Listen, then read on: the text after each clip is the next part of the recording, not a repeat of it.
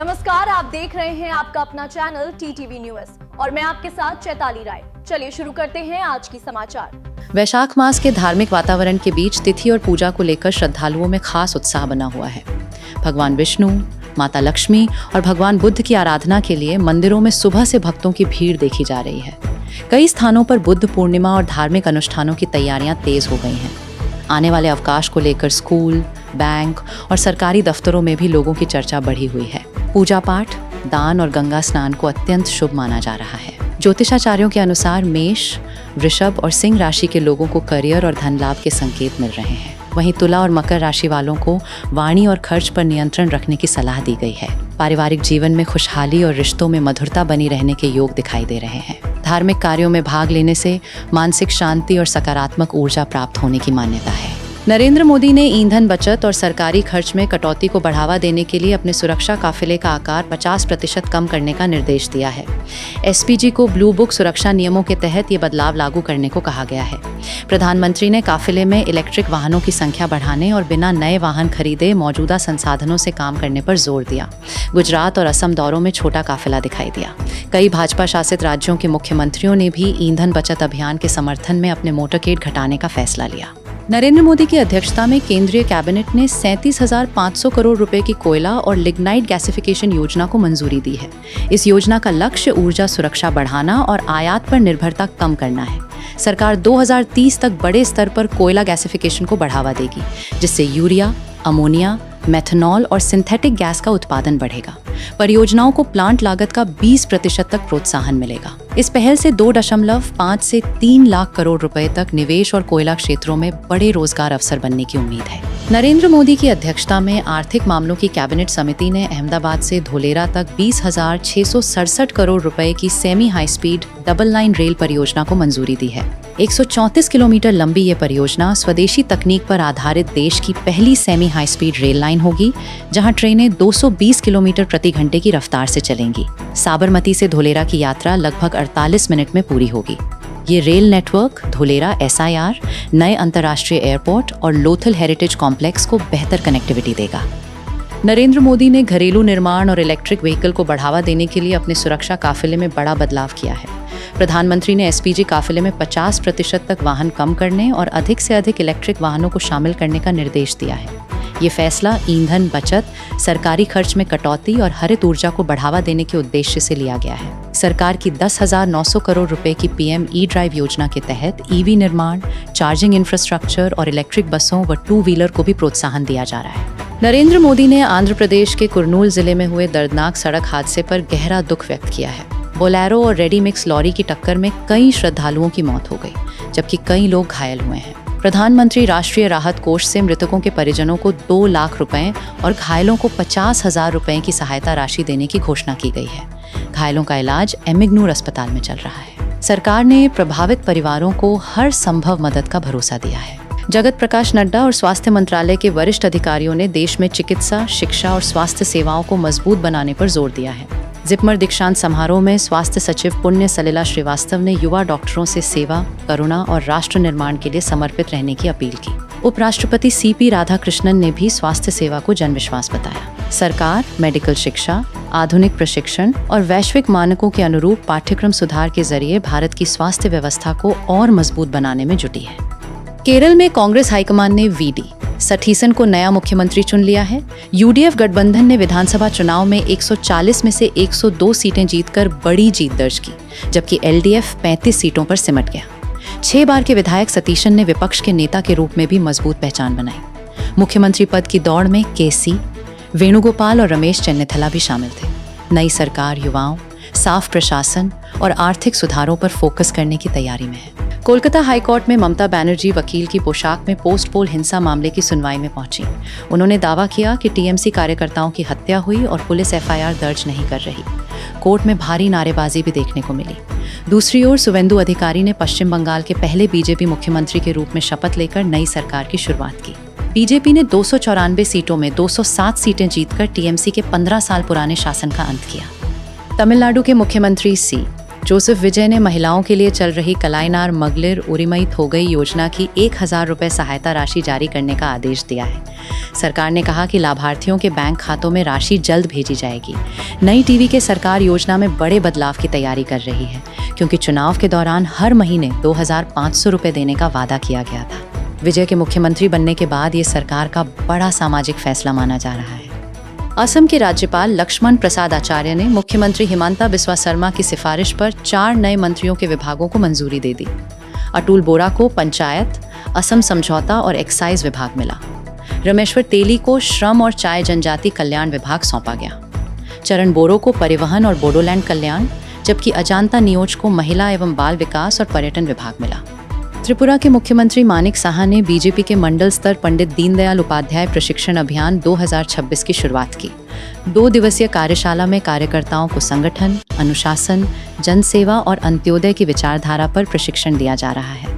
अभियान को मंडल से बूथ स्तर तक विस्तार दिया जाएगा। 7 विषयों के जरिए पार्टी इतिहास और डबल इंजन सरकार की उपलब्धियां समझाई जाएंगी। बीजेपी प्रवक्ता सुब्रत चक्रवर्ती को अभियान का मुख्य संयोजक बनाया गया है। अरुणाचल प्रदेश में ASBSE संगठन ने इनर लाइन परमिट व्यवस्था और जनजातीय अधिकारों को लेकर 36 घंटे का बंद बुलाया है।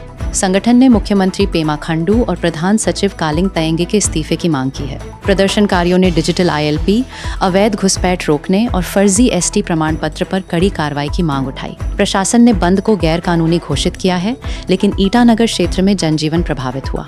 पुलिस ने जबरन सड़क जाम करने वालों पर सख्त कार्रवाई की चेतावनी दी है। अभिषेक बच्चन की फिल्म किंग से उनका दमदार विलन लुक सोशल मीडिया पर लीक हो गया है। तस्वीरों में अभिषेक ग्रे ओवरकोट, ब्लैक आउटफिट और हाथ में शॉटगन लिए नजर आ रहे हैं। उनका हाफ शेव हेयर स्टाइल और रफ बियर्ड फैंस को काफी पसंद आ रही है। फिल्म में शाहरुख खान, दीपिका पाडुकोने और सुहाना खान भी अहम भूमिकाओं में हैं। निर्देशक सिद्धार्थ आनंद ने लीक कंटेंट शेयर न करने की अपील की है। जुनैद खान ने खुलकर स्वीकार किया कि उन्हें बॉलीवुड में काम आमिर खान के बेटे होने की वजह से मिलता है। उन्होंने कहा कि नेपोटिज्म सच है और 2 फ्लॉप फिल्मों के बाद भी उन्हें लगातार काम मिल रहा है। जुनैद ने बताया कि निर्माता अक्सर स्टार किड्स की मार्केट वैल्यू को प्राथमिकता देते हैं। उनकी फिल्म महाराज को सराहना मिली, जबकि लव यापा और एक दिन बॉक्स ऑफिस पर कमजोर रही। गायिका उषा उत्थुप ने वायरल दीदी गो वीडियो पर सफाई देते हुए कहा कि इस गाने का किसी राजनीतिक हार जीत से कोई संबंध नहीं है। उन्होंने बताया कि वो ये बंगाली गीत पिछले 25 वर्षों से मंच पर गाती आ रही हैं और इसका उद्देश्य सिर्फ मनोरंजन है। सोशल मीडिया पर ममता बनर्जी पर तंज वाले दावों को उन्होंने गलत बताया। उषा उत्थुप ने ये भी साफ किया कि वो 1976 से कोलकाता में रह रही हैं और मुंबई शिफ्ट होने की खबरें पूरी तरह फर्जी हैं। कन्नड़ फिल्म और टीवी इंडस्ट्री के मशहूर अभिनेता निर्माता दिलीप राज का बेंगलुरु में हार्ट अटैक से निधन हो गया। उन्हें गंभीर हालत में कुमारस्वामी लेआउट स्थित अपोलो अस्पताल ले जाया गया, जहां डॉक्टरों ने मृत घोषित कर दिया। उनकी उम्र करीब 47 से 48 वर्ष बताई जा रही है। दिलीप राज ने मिलाना, यू टर्न, हिटलर कल्याणा और लव मॉकटेल 3 फीट जैसी फिल्मों और टीवी शोज में काम किया था। उनके परिवार में पत्नी श्रीविद्या और 2 बेटियां हैं। इंडस्ट्री और फैंस ने गहरा शोक जताया। नए इनकम टैक्स नियम 2026 लागू होने के बाद टैक्स सिस्टम को पहले से ज़्यादा सरल और डिजिटल बनाया गया है। Central board of direct taxes ने नियमों की संख्या 511 से घटाकर 333 और फॉर्म 399 से घटाकर 190 कर दिए हैं। ये नया ढांचा इनकम टैक्स एक्ट 2025 के तहत लागू हुआ है। नए नियमों में डिजिटल फाइलिंग, सख्त डिस्क्लोजर और डेटा आधारित टैक्स सिस्टम पर जोर दिया गया है। HRA छूट वाले शहरों का दायरा बढ़ाने और बाजार दरों के अनुसार अलाउंस अपडेट करने की भी तैयारी की गई है। पुरानी टैक्स व्यवस्था चुनने वाले सैलरीड कर्मचारियों के लिए बच्चों की शिक्षा और हॉस्टल खर्च पर बड़ी टैक्स राहत दी गई है। चिल्ड्रन एजुकेशन अलाउंस 100 रुपये से बढ़ाकर 3000 रुपये प्रति माह प्रति बच्चा और हॉस्टल अलाउंस 300 रुपये से बढ़ाकर 9000 रुपये प्रति माह कर दिया गया है। ये लाभ अधिकतम 2 बच्चों तक मिलेगा। परिवार सालाना 72,000 रुपये शिक्षा और 2 रुपये 16 पैसे लाख हॉस्टल खर्च पर छूट का फायदा ले सकता है। नई टैक्स व्यवस्था में ये लाभ उपलब्ध नहीं होगा। ड्राफ्ट इनकम टैक्स रूल्स 2026 के तहत कर्मचारियों को मिलने वाले कई परक्विजिट्स में बड़ा बदलाव किया गया है। नॉन कैश गिफ्ट और वाउचर पर टैक्स छूट सीमा 5,000 रुपये से बढ़ाकर 15,000 रुपये सालाना कर दी गई है। कंपनी की कार के निजी और ऑफिस उपयोग पर टैक्स वैल्यू भी बढ़ी है, जिसमें छोटी कार पर 5,000 रुपये और बड़ी कार पर 7,000 रुपये मासिक वैल्यू तय होगी। ड्राइवर सुविधा पर 3,000 रुपये अतिरिक्त जुड़ेगा। फूड वाउचर की टैक्स फ्री सीमा 200 रुपये प्रति मील कर दी गई है। भारतीय वित्तीय बाजार को मजबूत बनाने के लिए सेबी ने बड़े सुधार प्रस्ताव जारी किए हैं। नगर निगम अब पुराने कर्ज को रीफाइनेंस करने, SPV मॉडल से संयुक्त बॉन्ड जारी करने और ESG लिंक्ड बॉन्ड लाने में सक्षम होंगे। रिटेल निवेशकों के लिए बॉन्ड की न्यूनतम कीमत भी घटाई जाएगी। वहीं म्यूचुअल फंड्स को इंट्राडे उधारी का उपयोग, ट्रेड सेटलमेंट, फॉरेक्स भुगतान और मार्जिन जरूरतों के लिए करने की अनुमति मिल सकती है। उधारी का खर्च AMC उठाएगी। इन प्रस्तावों पर सार्वजनिक सुझाव मांगे गए हैं। विदेशी निवेशकों को आकर्षित करने और रुपए को मजबूत करने के लिए भारत सरकार बॉन्ड निवेश पर टैक्स घटाने पर विचार कर रही है। RBI ने वित्त मंत्रालय को ये प्रस्ताव भेजा है। विदेशी निवेशकों पर ब्याज आय पर करीब 20% टैक्स लगता है, जिससे भारतीय बॉन्ड बाजार अन्य देशों की तुलना में कम आकर्षक बन गया है।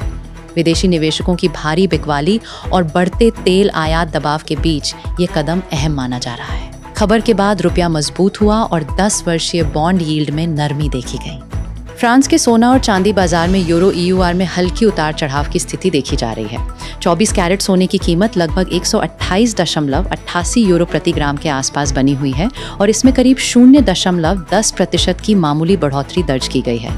वहीं चांदी का भाव लगभग 74.29 यूरो प्रति ऑन्स पर स्थिर है, लेकिन अंतर्राष्ट्रीय बाजार के संकेतों के कारण इसमें लगातार बदलाव देखा जा रहा है। वैश्विक आर्थिक परिस्थितियां, महंगाई दर और मुद्रा विनिमय दरें इन कीमती धातुओं की कीमतों को प्रभावित कर रही हैं। पेट्रोल की कीमत लगभग 103.54 यूरो और डीजल करीब 90.03 यूरो के आसपास है, जबकि LPG लगभग 912.50 यूरो के स्तर पर बनी हुई है।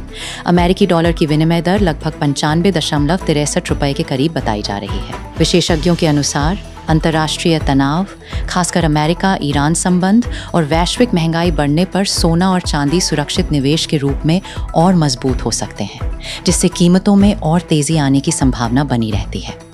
भारतीय शेयर बाजार में मजबूत तेजी दर्ज की गई है, जहां शुरुआती उतार चढ़ाव के बाद भारी रिकवरी देखने को मिली।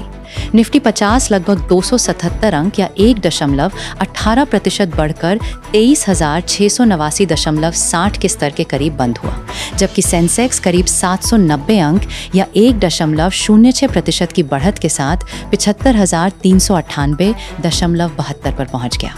बैंकिंग, फाइनेंशियल सर्विसेज, फार्मा और मेटल सेक्टर ने बाजार को मजबूती देने में अहम भूमिका निभाई। इंडिया विक्स में 4% से अधिक की गिरावट दर्ज हुई, जो बाजार में डर कम होने का संकेत है। निफ्टी के लिए 23,750 से 23,800 के बीच रेजिस्टेंस और 23,400 से 23,500 के आसपास सपोर्ट स्तर देखा जा रहा है। बैंक निफ्टी 53,500 से ऊपर रहने पर और मजबूती दिखा सकता है, जबकि 54,400 तक तेजी की संभावना बनी हुई है।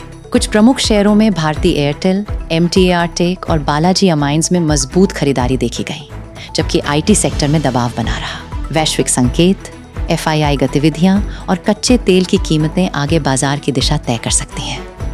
दर्शकों, शेयर मार्केट में इन्वेस्ट करना हमेशा मार्केट रिस्क के अधीन होता है। मार्केट के उतार चढ़ाव और ग्लोबल हालात के कारण इन्वेस्टमेंट की वैल्यू बदल सकती है। इसलिए इन्वेस्ट करने से पहले अपने फाइनेंशियल लक्ष्यों, रिस्क लेने की क्षमता और टाइम फ्रेम पर विचार करना जरूरी है। कोई भी फैसला लेने से पहले किसी क्वालिफाइड फाइनेंशियल एडवाइजर से सलाह लें। ये रिपोर्ट सिर्फ जानकारी के लिए है, ये इन्वेस्टमेंट सलाह नहीं है। सावधान रहें, जागरूक रहें और समझदारी से इन्वेस्ट करें। ईरान, इजरायल और अमेरिका के बीच तनाव लगातार बढ़ रहा है। ओमान के पास भारतीय झंडे वाले जहाज पर हमला होने के बाद भारत ने कड़ी प्रतिक्रिया दी, जबकि सभी क्रू मेंबर सुरक्षित बचा लिए गए। स्ट्रेट ऑफ हॉर्मुज को लेकर संकट गहराया हुआ है, जिससे तेल सप्लाई प्रभावित हो रही है। ईरानी विदेश मंत्री अब्बास अरागची नई दिल्ली पहुंचे हैं। वहीं डोनाल्ड ट्रंप बीजिंग में चीन से युद्ध रोकने पर चर्चा कर रहे हैं। खाड़ी देशों में अमेरिकी ठिकानों पर ड्रोन और मिसाइल हमलों की खबरें हैं। दूसरी ओर रूस ने कीव पर बड़ा हमला किया, जिसमें कई इमारतें क्षतिग्रस्त हुईं और लोगों को मलबे से निकाला गया। नेपाल के एवरेस्ट क्षेत्र में अमेरिकी और चीनी टीमों के बीच हाईटेक ड्रोन मुकाबला भी चर्चा में है। अमेरिका मध्य पूर्व में अतिरिक्त सैनिक भेजने की तैयारी कर रहा है। दुनिया भर में आर्टिफिशियल इंटेलिजेंस और टेक्नोलॉजी की दौड़ और तेज हो गई है।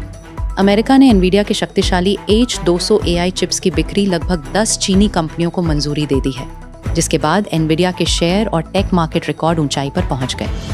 माइक्रोसॉफ्ट ने M-Edge नाम का नया AI cyber security system launch किया है। ये कई AI एजेंट्स के जरिए काम करता है और विंडोज सिस्टम में 16 नई सुरक्षा कमजोरियों का पता लगाने में सफल रहा। गूगल ने एंड्रॉयड डिवाइसों के लिए जेमिनी इंटेलिजेंस पेश किया है। साथ ही AI आधारित नए गूगल बुक प्लेटफॉर्म की भी घोषणा की गई। जापान की एनटीटी कंपनी ने ऐसी 5G तकनीक दिखाई है जो 60 किलोमीटर दूर उड़ रहे ड्रोन की वीडियो को स्थिर बनाए रख सकती है। इस तकनीक को रिमोट इंस्पेक्शन और सुरक्षा मिशनों के लिए बेहद अहम माना जा रहा है। AI सेक्टर में बढ़ती प्रतिस्पर्धा के कारण दुनिया भर की टेक कंपनियां तेजी से नई तकनीकों पर काम कर रही हैं। पंजाब में 2 संदिग्ध IED धमाकों के बाद सुरक्षा एजेंसियां हाई अलर्ट पर हैं। पहला धमाका जालंधर में BSF फ्रंटियर मुख्यालय के बाहर खड़े एक स्कूटर में हुआ, जबकि दूसरा अमृतसर के खासा इलाके में सेना कैंट के पास हुआ। दोनों घटनाओं से इलाके में दहशत फैल गई। हालांकि कोई बड़ी जनहानि नहीं हुई और एक डिलीवरी कर्मचारी को हल्की चोट आई। फॉरेंसिक टीम, बम निरोधक दस्ता और पुलिस ने इलाके को सील कर जांच शुरू कर दी है। शुरुआती जांच में ISI लिंक की आशंका जताई जा रही है। दिल्ली के कैलाश हिल्स में एक IIT ग्रेजुएट और UPSC अभ्यर्थी युवती की रेप के बाद हत्या से सनसनी फैल गई। आरोपी राहुल मीणा, जो पहले परिवार में घरेलू कर्मचारी था, घर की सुरक्षा व्यवस्था जानता था और स्पेयर चाबी से अंदर घुसा। माता पिता के बाहर होने पर उसने वारदात को अंजाम दिया और मोबाइल चार्जर के तार से गला घोंट दिया। आरोपी पर लाखों रुपए और जेवर चोरी करने का भी आरोप है। पुलिस ने CCTV फुटेज की मदद से आरोपी को द्वारका के एक होटल से गिरफ्तार किया। पश्चिम बंगाल के संदेशखाली इलाके में देर रात गश्त के दौरान पुलिस और CRPF टीम पर हथियारबंद बदमाशों ने हमला कर दिया। हमलावरों ने फायरिंग के साथ देसी बम भी फेंके, जिसमें 5 सुरक्षाकर्मी घायल हो गए। घायल अधिकारियों में नाजात थाने के OC भारतपुर कैथ, एक महिला पुलिसकर्मी, एक कांस्टेबल और 2 CRPF जवान शामिल हैं। सभी को पहले मिनाखां ग्रामीण अस्पताल और बाद में कोलकाता रेफर किया गया। घटना के बाद इलाके में अतिरिक्त बल तैनात कर कई ठिकानों पर छापेमारी और गिरफ्तारियां शुरू कर दी गई हैं। उत्तर प्रदेश में 2 दिल दहला देने वाली घटनाओं ने सनसनी फैला दी।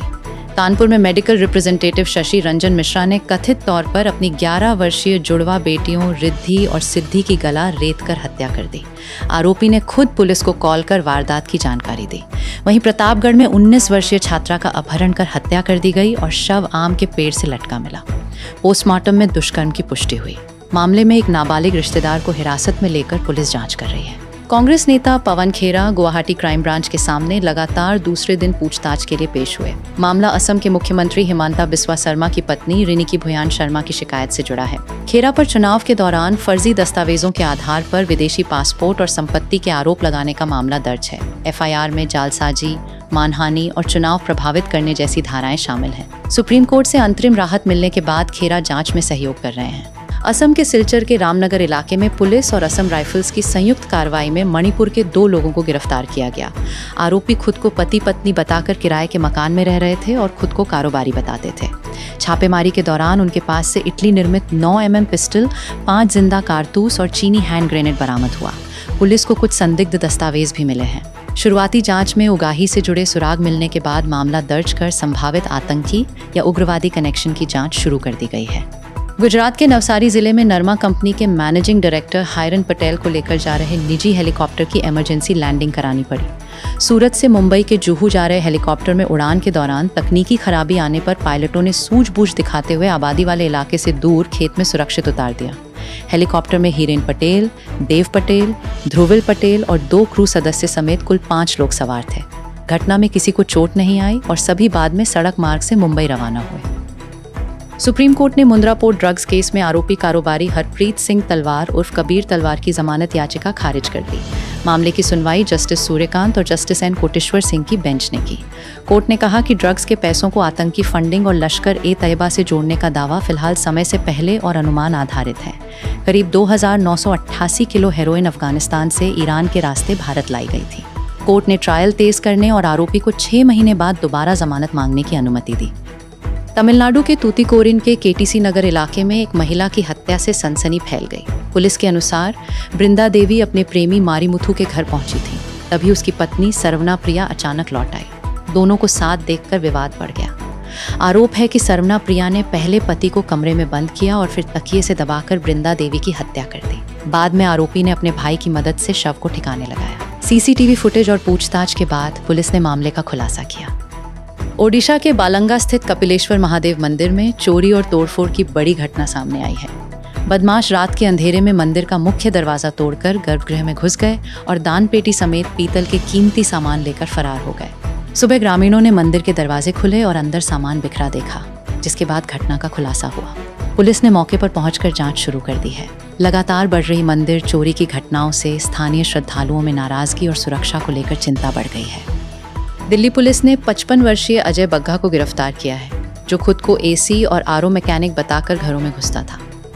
आरोपी उत्तर पश्चिम दिल्ली के केशवपुरम और पीतमपुरा इलाके में महिलाओं और बुजुर्गों को निशाना बनाता था। घर में घुसने के बाद वो चापड़ और गंडासा दिखाकर लूटपाट करता था। एक मामले में आरोपी लाखों रुपए और सोने के गहने लेकर फरार हो गया, जबकि दूसरे मामले में महिला के विरोध करने पर भाग निकला। पुलिस ने सीसीटीवी फुटेज और कई छापेमारी के बाद आरोपी को पकड़ लिया। दिल्ली में एक निजी स्लीपर बस के अंदर महिला के साथ गैंगरेप मामले में पुलिस ने बस ड्राइवर उमेश और कंडक्टर रामेंद्र को गिरफ्तार किया है। पीड़िता, जो 3 बच्चों की मां है और फैक्ट्री में काम करती है, रात में घर लौट रही थी। आरोप है कि समय पूछने के बहाने उसे बस में खींच लिया गया और चलती बस में करीब 2 घंटे तक दरिंदगी की गई। पुलिस ने मामला दर्ज कर बस को जब्त कर लिया है। जांच में पता चला कि बस अवैध रूप से चल रही थी और उसमें सुरक्षा नियमों की भारी अनदेखी की गई थी। सिक्किम के मंगन जिले के लोअर रालक इलाके में एक घर से करीब 2,45,000 रुपए की नकदी चोरी होने का मामला सामने आया है। घर की मालकिन जब अपनी दुकान से वापस लौटी तब घटना का पता चला। चोरों ने घर में रखी गोदरेज अलमारी का लॉक तोड़कर गुल्लक, पर्स और बैग में रखी नकदी पर हाथ साफ कर दिया। चोरी की रकम 500, 100, 50, 20 और 10 रुपए के नोटों में थी। पुलिस ने मामला दर्ज कर इलाके को सील किया और फिंगरप्रिंट जांच शुरू कर दी है। इंडिया मीटियोरोलॉजिकल डिपार्टमेंट ने देश भर के लिए बड़ा मौसम अलर्ट जारी किया है। राजस्थान, गुजरात, विदर्भ, मध्य प्रदेश और दिल्ली समेत उत्तर पश्चिम और मध्य भारत के कई हिस्सों में भीषण गर्मी और हीट वेव की स्थिति बनी हुई है, जहां तापमान 41 से 42 डिग्री सेल्सियस तक पहुंच सकता है। मुंबई, ठाणे, पालघर और रायगढ़ में भी गर्मी को लेकर चेतावनी जारी की गई है। वहीं पूर्वोत्तर राज्यों असम, मेघालय, अरुणाचल, नागालैंड, मणिपुर, मिजोरम और त्रिपुरा में भारी से अत्यधिक भारी बारिश का अलर्ट है। दक्षिण भारत के केरल, तमिलनाडु, कर्नाटक और पुडुचेरी में तेज बारिश, बिजली गिरने और 50 किलोमीटर प्रति घंटे तक तेज हवाएं चलने की संभावना है। पश्चिम बंगाल, सिक्किम और ओडिशा में भी आंधी और तेज बारिश का खतरा बना हुआ है। दोस्तों, आज की सभी बड़ी खबरों का अपडेट यहीं समाप्त होता है। देश और दुनिया की हर महत्वपूर्ण खबर सबसे पहले जानने के लिए हमारे चैनल को अभी सब्सक्राइब करें और बेल आइकॉन को ऑन कर लें। वीडियो पसंद आया हो तो एक लाइक ज़रूर करें, अपनी राय कमेंट में बताएं और इस वीडियो को अपने दोस्तों के साथ शेयर करना न भूलें। फिलहाल के लिए बस इतना ही। आप सभी खुश रहें, स्वस्थ रहें। फिर मुलाकात होगी नई खबरों और नए अपडेट्स के साथ। धन्यवाद।